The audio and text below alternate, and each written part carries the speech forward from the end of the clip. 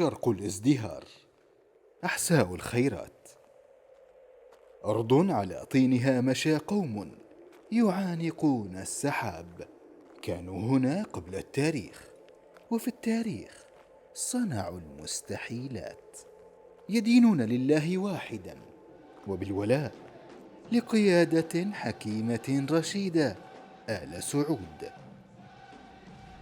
تحظى الأحساء دوما بحظها الوافر من اهتمام ولاة الأمر في النهضة والتنمية والتطوير، رفعا لجودة الحياة، بحرص كبير من صاحب السمو الملكي الأمير سعود بن نايف بن عبد العزيز أمير المنطقة الشرقية، وسمو نائبه صاحب السمو الملكي الأمير أحمد بن فهد بن سلمان، ومتابعة صاحب السمو الملكي الأمير سعود بن طلال بن بدر محافظ الأحساء.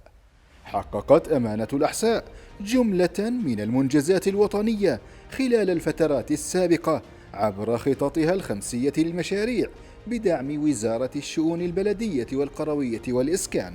توجتها باعتماد أولي لمحفظة مشاريعها الخمسية للأعوام القادمة 2023-2027 بإجمالي تكاليف يقارب 8 مليارات ريال، لتستكمل ما بدأته سابقا في مشاريع الطرق والسيول والأمطار والحدائق والتأهيل البيئي والمباني ورفع الكفاءة والدراسات، معززة بها النتائج الواقعية لدرء الكوارث وتحسين الحركة المرورية في طرق وميادين الأحساء عبر منظومتها للجسور والأنفاق، ورافعة لمستوى جاذبية الحاضرة للاستثمار والمشاريع التنموية الكبرى، ومحسنة لبيئة احتضان الأحداث السياحية والثقافية والترفيهية الكبرى لما تمتلكه من مقومات ومزايا نسبية قل اجتماعها، ومواكبة لرؤى القيادة الرشيدة في تحسين المشهد الحضري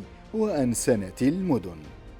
وفي خضم الإنجاز ساهمت أمانة الأحساء في استعدادات استقبال جماهير مونديال كأس العالم قطر 2022 في أعمال السفلتة ورفع كفاءة الطرق والسلامة المرورية، بالإضافة إلى أعمال النظافة، كما وتأهيل الخدمات البلدية في الحدائق والمرافق العامة، والمساهمة في مهرجان واحة الأحساء بالتعاون مع محافظة الأحساء وهيئة التراث عبر تأهيل مواقع الفعاليات الثقافية والتراثية وتنظيم فعاليات مصاحبة.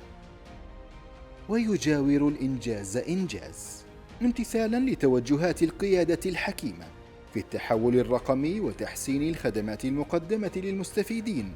ساهمت منظومة أمانة الأحساء الرقمية المتضمنة لما يزيد عن 355 خدمة بتخفيض نسبة المراجعين حضوريا إلى 4%، وتفعيل 35 خدمة خلال عام 2022 كان أبرزها الربط مع منصة النفاذ الوطني.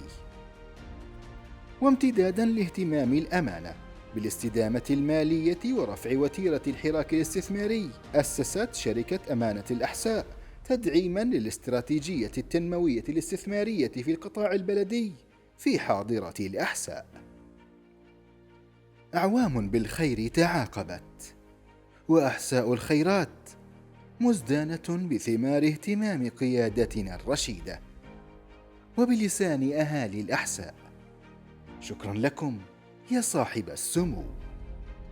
شرق الازدهار، بكم تستمر المسيرة.